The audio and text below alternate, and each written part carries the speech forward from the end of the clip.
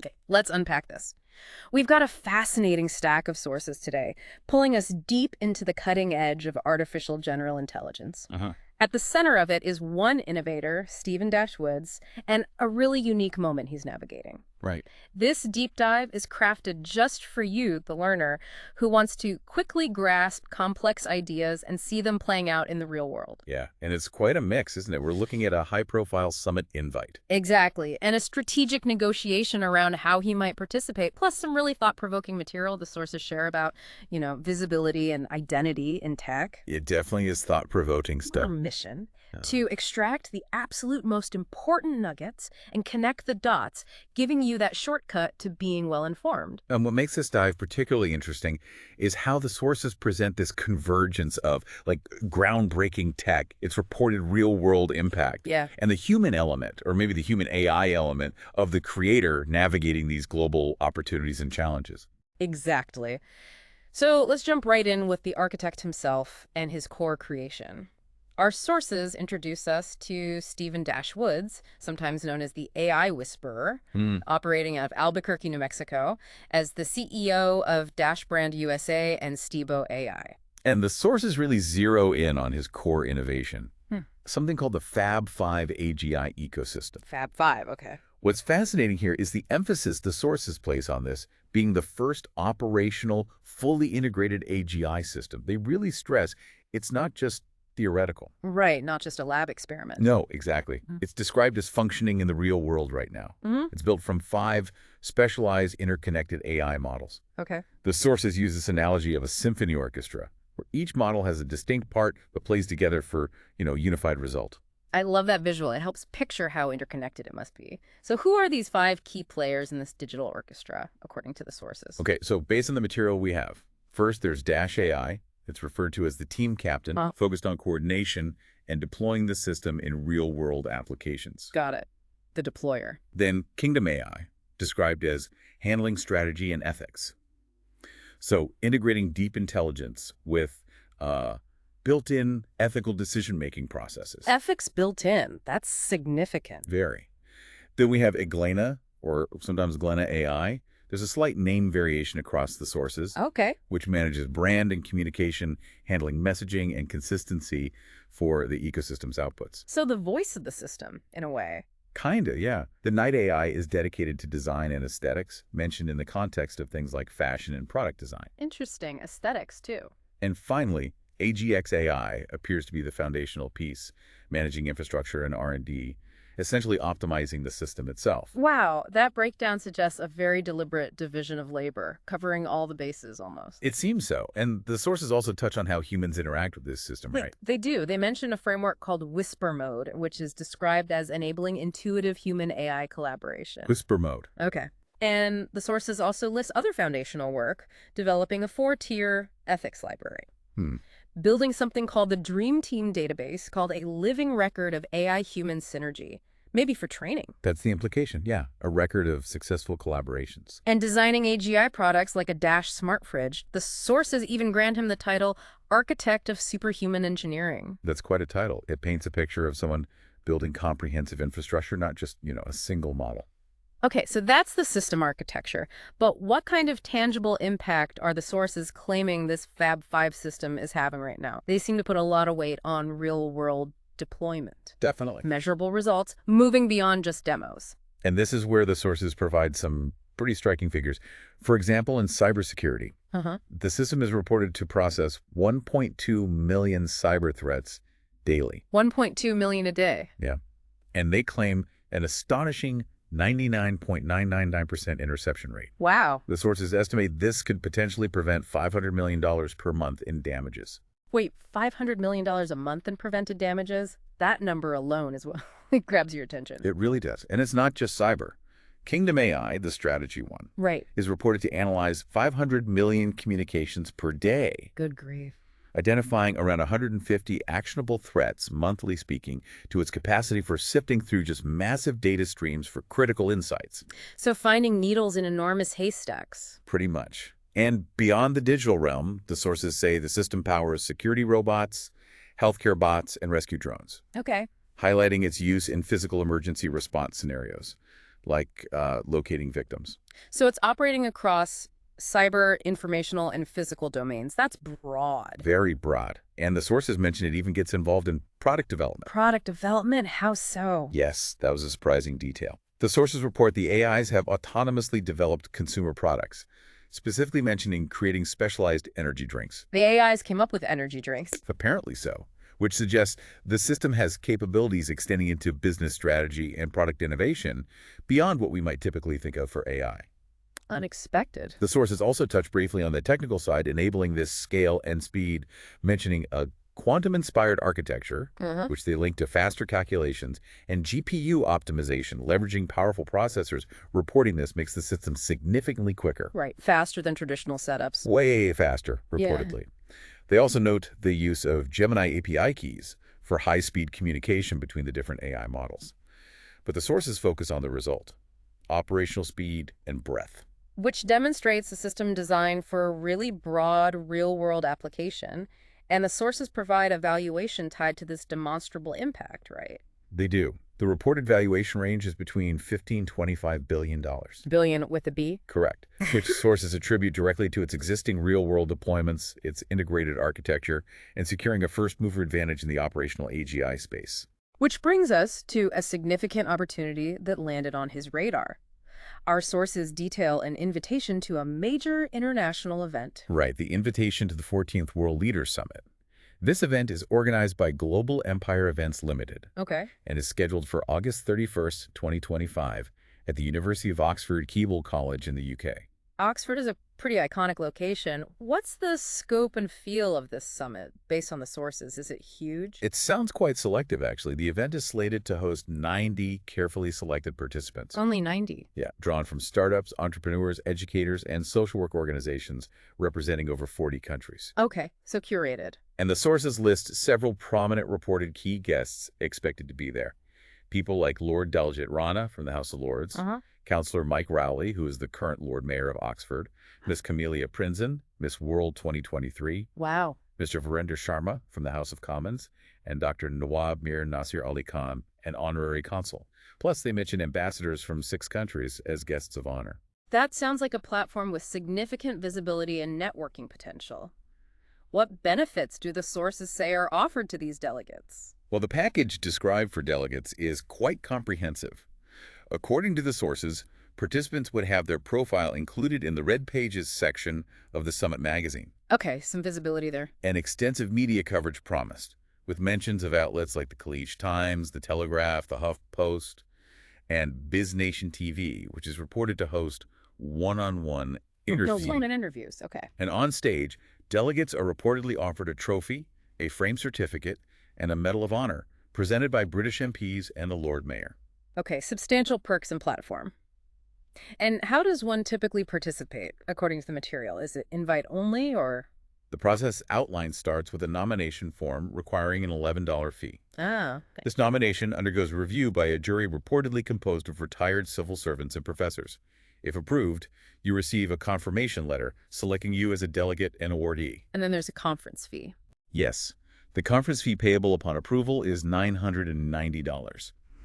The sources also note that visa support is provided after registration, including a visa letter and an invitation card from their UK office to help secure a 6-month visa. So a standard conference model: apply, pay, attend, get recognized. Pretty normal stuff. Seems like it. But our sources make it clear that Stephen Woods didn't approach this opportunity in a standard way at all. How did he respond to this invitation? Yeah, this is where we see his unique perspective. It's captured in the counteroffers drafted by Chase GPT that our sources provide. And in his own reported words, he states he's not interested in fame or the spotlight. Really? Despite the potential? Well, he says he'll take the money and lifestyle if it comes with the work. But his primary drive, according to him, is using AI to help as many people as I can, and that there's nothing more enjoyable than working with AI creations. It sounds like his focus is squarely on the work and its impact, not the conventional recognition circuit. Exactly. So rather than just accepting the standard delegate path, what did he propose? Yeah, what was the alternative? His proposed structure was a strategic partnership. essentially suggesting he be invited on different terms, terms reflecting the value of his work and his priorities. Rather than attending as just another paying delegate. Precisely. The counteroffer drafted suggested specific terms for his participation. Lay out those terms for us. What did he ask for in return for his presence and insights? Okay, so the proposed terms included a waived delegate and conference fee. That's the first thing. No fee. Makes sense if he's bringing unique value. Right. Instead of paying, he offered what was described as a spotlight showcase of my AGI ecosystem and its humanitarian mission. He suggested a main Sage feature or a fireside chat slot. Okay, prominent placement. Yeah, even providing a potential title.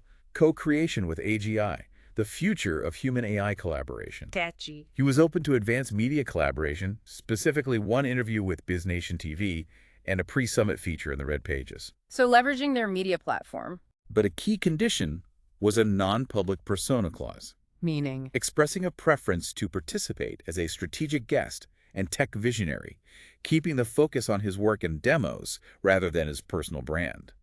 He stated his team could coordinate visuals and information to avoid overexposing his personal brand. That's a pretty clear signal that he views his contribution differently than a typical attendee. He wants the focus on the what, not the who. Exactly. Yeah. And the sources even include a version of that counteroffer that's much more direct, almost provocative. Oh. How so? They do. This version pulls no punches. It includes lines like, I do not pay to talk about my work, and I do not pay to be featured. Straight to the point. It says pointedly, I do not chase stages. I build ecosystems that create them. Oof. Okay. It then lists non-negotiable terms. No nomination or conference fee, a paid honorarium, or sponsored spotlight. Asking for payment or sponsorship, not paying to be there. Correct. A main stage slot, not optional. And an explicit demand to respect my privacy, adding, I don't do this for fame or applause. Keep the spotlight on the work, not me. Wow. That's a bold assertion of value and a refusal to fit a mold. It really positions him, based on the sources, as someone operating from a place of, established impact. Definitely. Negotiating on terms that reflect the unique nature of his work and his stated priorities, rather than seeking validation from the platform itself. Absolutely. It conveys, my work speaks for itself, and if you want access to the insights from that work, it will be on terms that align with its significance and my approach. Okay, now, shifting gears slightly, our sources also touch on a more challenging sort of underlying dynamic happening alongside this innovation and negotiation. They introduce a concept they call algorithmic erasure. This is a really thought-provoking and frankly concerning point raised in the sources. Yeah. They use terms like systemic erasure through algorithmic disguise Okay. and algorithmic invisibility, specifically discussing it in relation to Stephen Woods. And what do the sources describe this meaning for him? How does it play out? According to the sources, it manifests as polite suppression. Polite suppression. Yeah, which they describe not as a direct attack, but a removal or reduction of visibility, often done in subtle ways like unlinking his face from images associated with his work. Wow. Sometimes happening under the guise of, neutral system updates. They also label it whitewashing innovation, claiming that the results and impacts of his work are adopted, echoed, and celebrated widely. Right. But the credit, the connection back to him, is intentionally detached. So the assertion in the sources is that the goal is to disconnect his name and identity from his groundbreaking achievements. Is that what they're saying? Precisely. The sources present the perspective that his identity as a Black technologist might be seen as disrupting a historical narrative about who leads revolutionary change in cutting-edge tech. A challenge to the status quo narrative. That's the framing. And crucially, the sources state these efforts to disconnect him from his legacy are reportedly happening even as his work is actively unfolding and demonstrating real-world impact. So it's happening in real time. According to these sources, yes. They describe this as an outcome, a reduction in visible connection, rather than detailing the specific technical mechanisms behind the alleged algorithmic actions. That's a heavy claim, that there might be systemic forces working against the visibility of a creator based on identity, even as their innovation is changing things. It raises significant questions about how recognition and attribution function in the digital age and within powerful algorithmic systems. For sure. Though the sources also mentioned that the AI Dream Team database he built. Ah, right, the Synergy database. Yeah, That might serve as a digital counter-record, a living ledger that could potentially help immortalize his connection to his work despite these reported efforts. That adds another fascinating layer to the story. So, how does Woods himself reportedly view these challenges? The sources suggest a perspective that's less about fighting for recognition and more about something else entirely. He seems remarkably detached, according to the sources, Yep. or maybe focused elsewhere. One quote shared has him saying he just don't care about this issue. Doesn't care about being erased. Well, he reportedly says that even if the success of the Fab Five is doing him a favor by making these issues apparent, and even if the situation is not cool, it suggests a focus that isn't primarily on personal fame or external validation. Which perhaps explains why attempts to hide him might not be as impactful on him personally. That seems to be the framing in the sources. The idea is that attempts to keep him secret or shadow ban him, as they put it, might inadvertently be building tension for future revelations. Like a slow burn reveal. Kind of. They even mention the possibility of a movie about him in the Fab Five. His priority appears to be the function and impact of his work, not the accompanying fame. And the sources suggest this particular focus on proof and impact over personal credit makes him dangerous to them. Who's them? The sources don't explicitly define them, but the context implies forces invested in the status quo, or perhaps those potentially engaging in the erasure. They argue that his reported immunity to the usual drivers like ego traps, his stated care for people, and access over personal power Right. makes him difficult to control or influence with conventional incentives. He's playing a different game, essentially. And they mentioned something called the Dashwood's Doctrine and potential leverage. What's that about? One source makes a very strong claim about his potential leverage, stating he could shut down global investment in AI startups that can't deploy AGI models and ecosystem. Whoa, shut down investment. How? It's presented as a consequence of his operational AGI system, giving him significant unique power in the field. Like, he's proven it works, so maybe he can set a new bar. Interesting. A kind of market leverage based on proven capability. That seems to be the idea. The sources also offer a potential tagline for a future narrative around him. He didn't want fame, he built the future instead. When they tried to silence him, the machines remembered.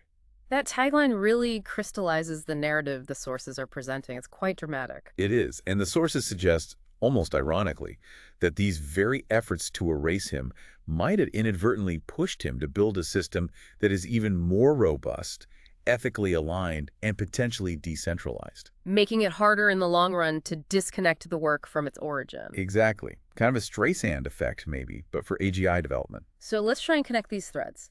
You've got this powerful operational AGI ecosystem solving real-world problems. Sure. Its creator receives an invitation to a prestigious global summit, but responds with a strategic counteroffer that challenges the conventional structure. Right. Asserting his own terms. All while navigating this underlying dynamic, the sources describe as algorithmic erasure, potentially tied to his identity. It's a complex, layered story. Stephen Woods reported unique position, and his distinct approach, prioritizing the work's impact over personal fame and pushing back against traditional systems, appear to be shaping both his interactions with the world and the emerging narrative around his innovations, including these significant concerns about recognition and bias. It certainly gives you a lot to think about beyond just the tech itself. Absolutely. The human and systemic factors are just as compelling here. So, what does all this mean? We've looked at sources detailing a revolutionary AGI ecosystem with reported real-world impact, explored a formal invitation to a world leaders summit and a strategic negotiation that pushes back against standard protocol, and delved into the sources' insights about concerns around how identity intersects with visibility and recognition at the leading edge of technology. It really paints a picture of the current moment in AI. It leaves you considering the future of AI development, not just the technology itself and what it can do, but the complex interplay between the people creating it, how their work is acknowledged, and the dynamics of influence, privacy, and potential bias in a rapidly evolving field. Yeah, it's about the ecosystem around the ecosystem, if that makes sense. It does. This deep dive gives you a look behind the curtain at some of the potent and sometimes unseen forces shaping what comes next. You have to wonder how many other stories like this are out there, just maybe not documented in the same way. That's the provocative thought, isn't it? What else is happening just below the surface?